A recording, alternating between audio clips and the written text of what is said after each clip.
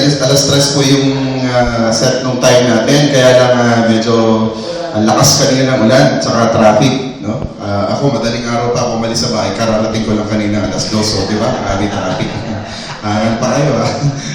So anyway, ito pong set ng training natin. This is the second set of our guest speaker, Mr. Doc Delpin Flores. And he will discuss about the technicalities and benefits of one of our unique product and flagship product, that is H4O.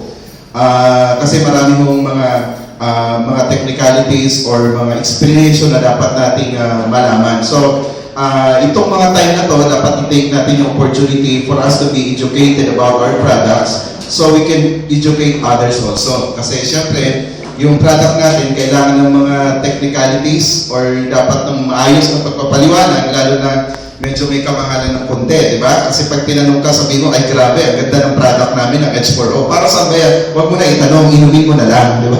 So, ang hirap kasi dapat ini-explain natin. So, anyway, nakaseries na po yung usapan po namin dito na dapat from today, next week, and yung mga following week, meron po tayong parang tag ng training natin. So like ngayon, ang i-discuss sa atin is about technicalities and health benefits about H4O. Now, yung second set naman nun, it's a combined training of H4O with aloe vera. So, something like that. So, parang, kasi meron tayong iba-ibang specification about sa product natin. So, merong benefits na meron sa aloe vera na wala sa H4O, meron sa H4O na wala naman sa aloe vera. And next na meeting natin naman na training is yung mga specific na illnesses like diabetic or mga cancer or liver problem. Ano ang nagagawa ng H4O? So, ano yung specific explanation? Bakit gumagaling or nag-i-improve or umaayos yung sakit? Okay? So, ready na ba kayo? Yes! Alam niyo ba sa mga speaker, kadalasan, namomotivate din at lumalabas yung mga malulupit na ideas kapag na-encounter natin or nakakarinig tayo at yung mga kaharap, talagang parang eager na eager makinig, di ba? Kayo mga speaker, na-experience nyo ba kapag ang crowd ninyo responsive, namomotivate ba kayo mag-talk? Yes! Right? Di po mga nakikinig sa'yo na rin. Galing Diba? Parang nalilimutan mo yung mga gandang bagay na sasabihin mo. So, syempre, pag may mga question, mag-response lang kayo para nalalaman mo ng speaker natin, nagising pa yung nakikinig. Tama po ba? Yes! May mga kasabihan nga yung mga speaker daw, kahit hindi nyo nabayaran, palakpakan nyo lang. Tama? Pero, teka. Sabi nito, huwag nyo na raw siyang palakpakan, bayaran nyo lang. Pero mas maganda at nakakamotivate, hindi kung bayaran mo lang, pinapalakpakan pa. Yung amount naman ano lang yan madali natin i-provide. Yun, itong tayo as a distributor, kumbaga photo natin yan. Dahil itong negosyo natin na to, dapat alam natin, no, yung mga basic na dapat nating alamin. Lahat ng negosyo na pinapasok natin, even in traditional business, tayo ka ng restaurant, ng parlor, or kung ano man, dapat may idea ka. So kung gusto natin lumago at kumita ng malaki, ang number one na dapat nating duty na gawin is alamin natin yung mga basic na training about our company, marketing plan, and products. So hindi ko na masyadong patatagalin. Pwede ko pa natin salubungin ng isang malapit na palakpak, our speaker, Dr. Delpin Flores. Thank you, Mr. Vice President. Okay. So once and for all, ito na naman po ako, my second time. So nagaganap po ako to be with you. And today, this time, I'm gonna elaborate to you again the beauty and the technicalities or the scientific discovery of the Japanese specialist, the father of hydrogen, Dr. Sanitaka Shirihata of Kyushu University of Japan. Now, being a naturopathy doctor, aral po ako sa Hong Kong, certified po ako sa Hong Kong mismo from the government, and nag-aral din po ako sa Shanghai Bioengineering School of Naturopathy. 3 years po ako nag-stay sa Hong Kong. I did my best to study the language of Cantonese just to cope up with the requirement na magkaroon po ako ng ganitong dream ko of knowledge about the human anatomy. Because I seek solution on cancer, for yours truly was a victim and a survivor. of cancer of the prostate. Stage 3B of 2001. Until now, I'm still alive and kicking. Likewise, I'm going to share to you the beauty of this wonderful atomic element hydrogen that Blister company has compared to many companies in the Philippines. So the people of Blister must listen to me carefully, diligently, because you are lucky than many people in the Philippines having a miraculous, mysterious, and wonderful product. So let's roll the ball, and as we partake the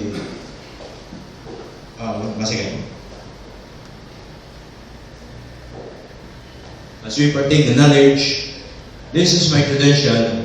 I am your friend, acupressure, hydro, and tai chi of therapist in Hong Kong.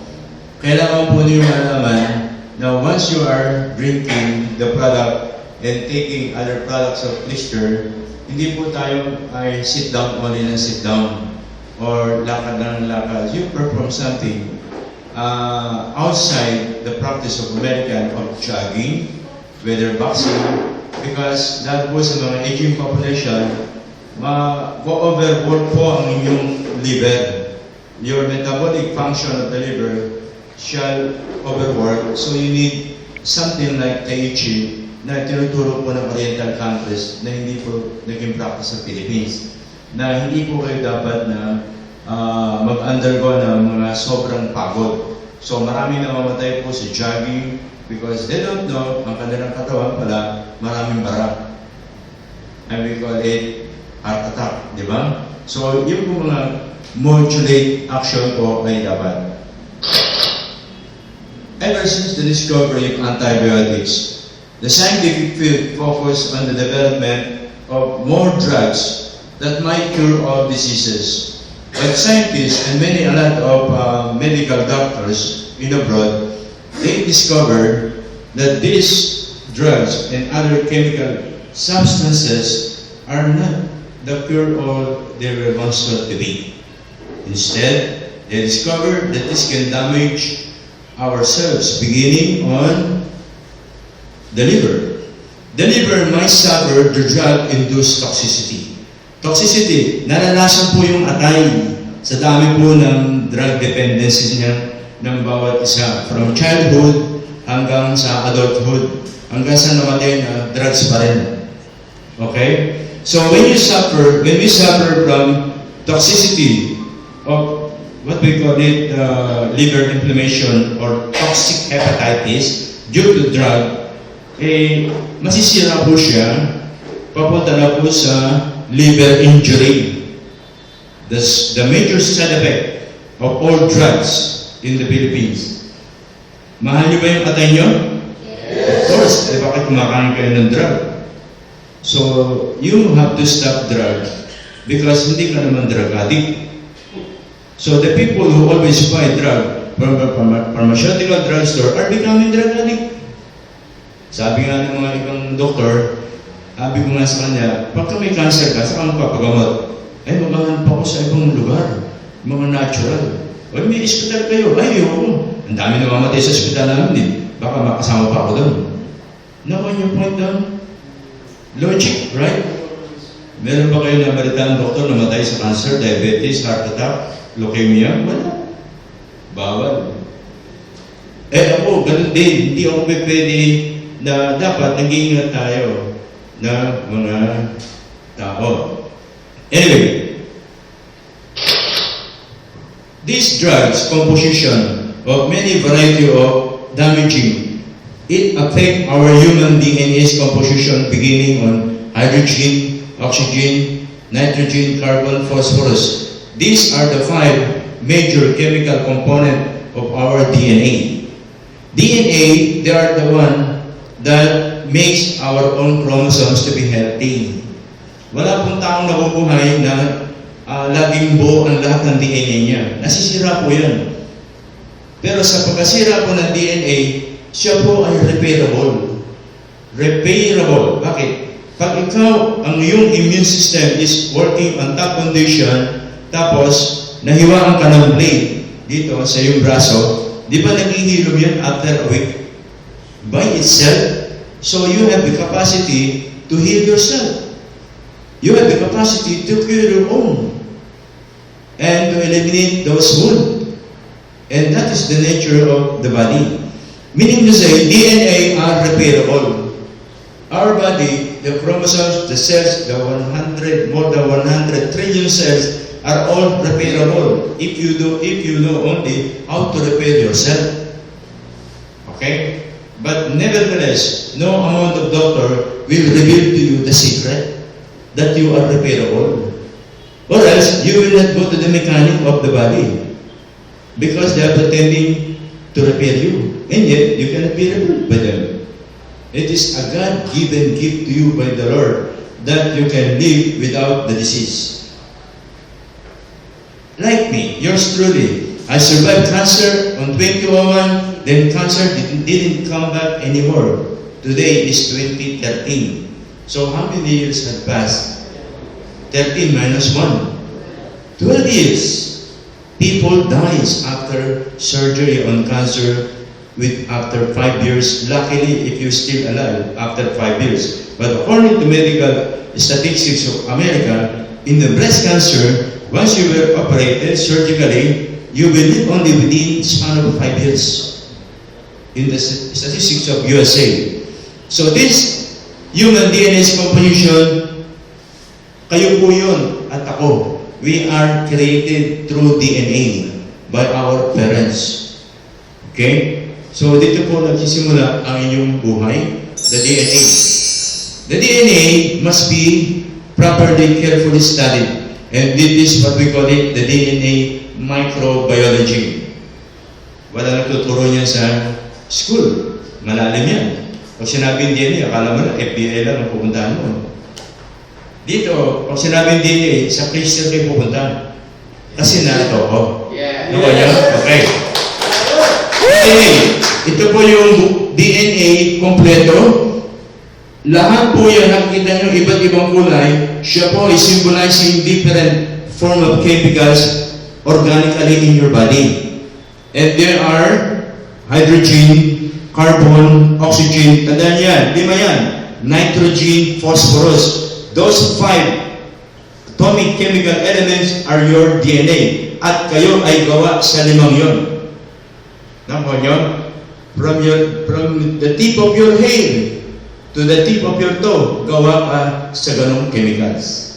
You cannot escape anymore. Okay?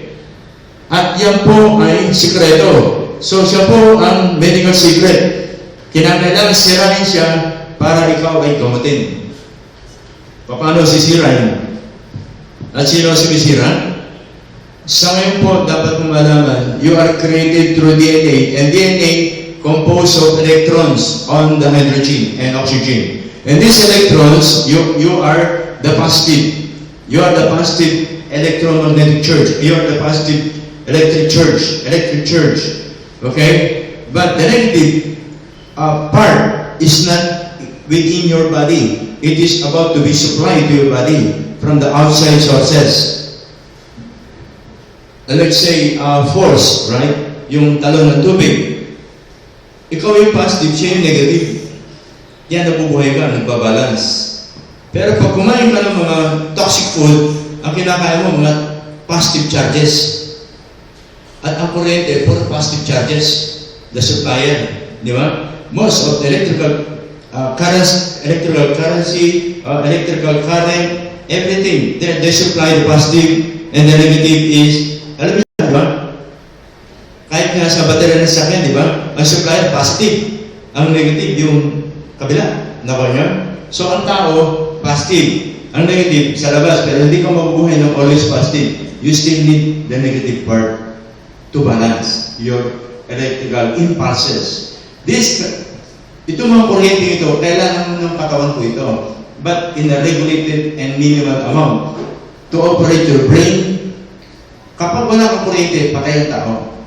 Pag wala ka sa kuryente, hindi ka makakapag-isip. You develop forgetfulness, memory loss, anxiety, depression, Yun po yung mga kulang sa electrical impulses in the brain.